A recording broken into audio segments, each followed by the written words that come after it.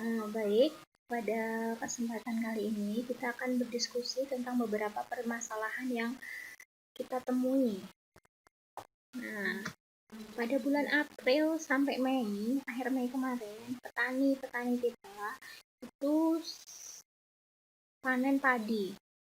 Nah, sedang panen padi. Nah, padi yang diambil adalah biji padinya ya, biji padinya. Sedangkan jeraminya ini menumpuk seperti ini nih. Jeraminya sangat melimpah. Ketika petani tersebut memiliki ternak, otomatis jerami ini akan diberikan kepada ternak sapi ya, ternak sapi atau ternak kerbau. Namun ketika petani tersebut tidak memiliki ternak, kadang ada beberapa yang dijual ke peternak untuk sebagai pakan sapi. Namun kali ini saya menemukan jerami ini dibakar. Nah, dibakar seperti ini.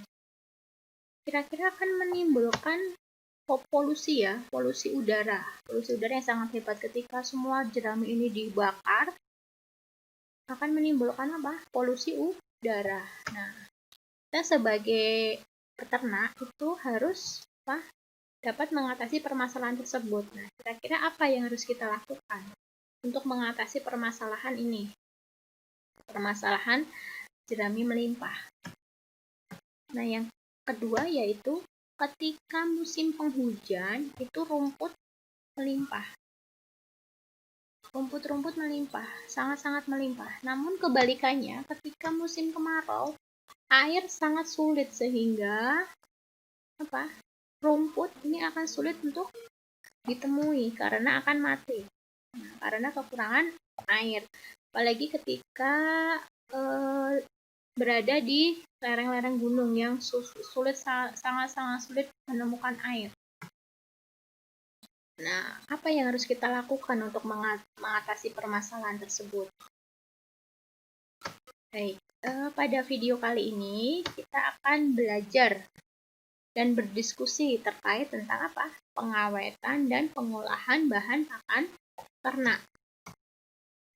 Nah, pengawetan dan pengolahan bahan pakan ternak itu sebenarnya apa aja sih?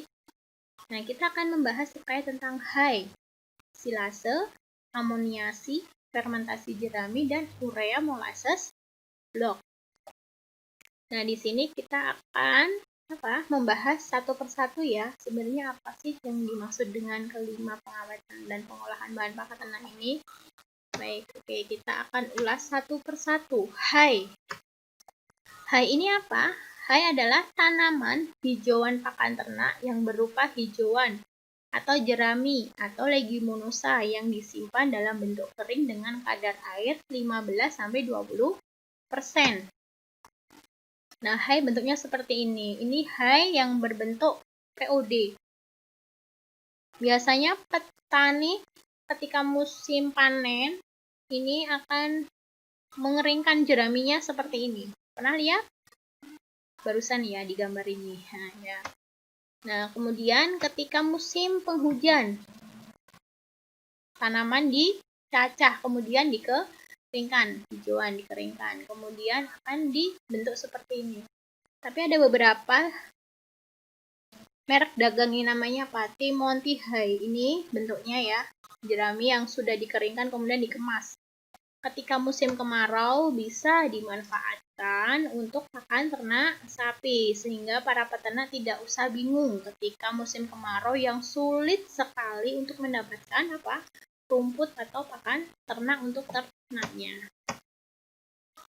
Nah, kemudian silase.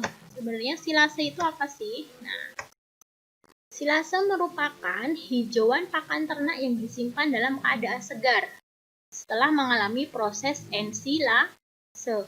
Sebenarnya apa sih proses ensilase ini? Proses ensilase adalah proses penghilangan oksigen agar tercapai suasana anaerob, menghasilkan asam laktat yang membantu menurunkan pH, mencegah masuknya oksigen ke dalam silo. Sehingga proses ensilase menghambat pertumbuhan jamur dan bakteri pembusuk selama penyimpanan, sehingga hijauan pakan dapat disimpan dalam keadaan segar dalam waktu yang lama, sehingga Hijauan ketika musim penghujan yang sangat melimpah dapat tetap dimanfaatkan untuk ternak dalam keadaan segar seperti ini. Tentunya harus melalui proses. Tadi prosesnya namanya ensilase.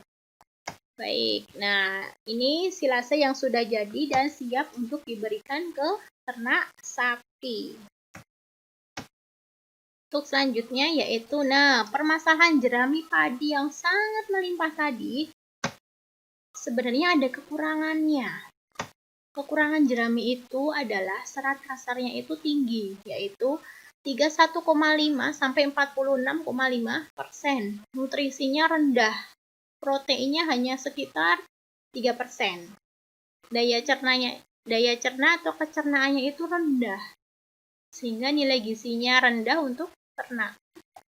Oleh karena itu, ketika diberikan ke ternak sapi hanya sebagai penyang saja.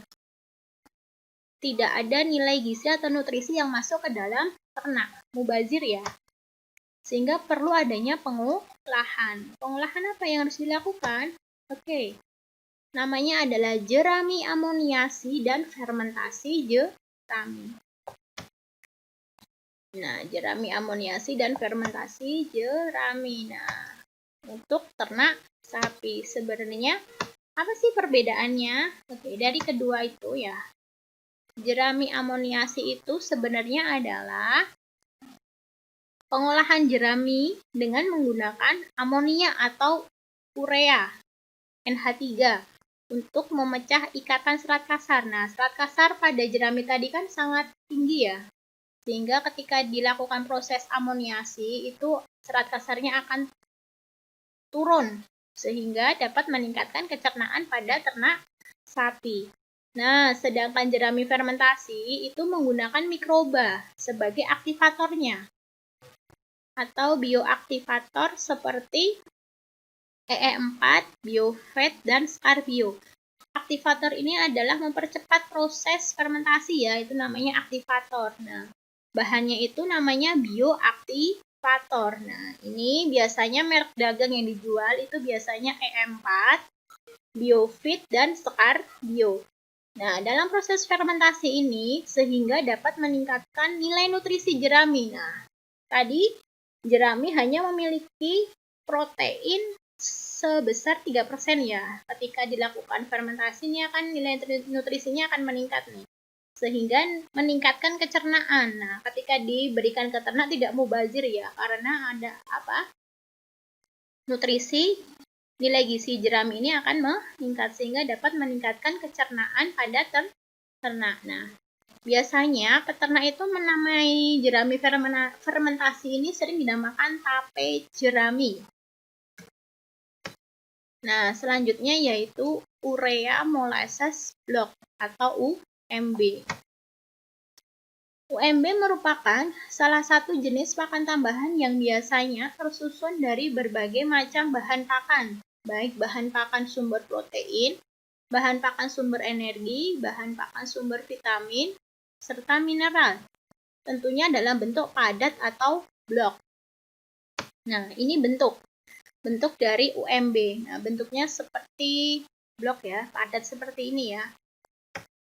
Dicetak padat. Nah, ini ada merek dagang nih namanya Primos Swem dan K. Molasses Stafid Protein Block. Ini UMB juga.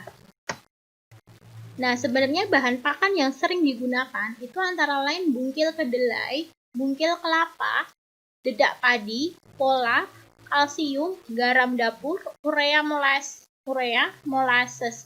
Nah, molasses ini adalah tetes tebu atau limbah dari pengolahan gula atau kecap ya. Namanya molasses.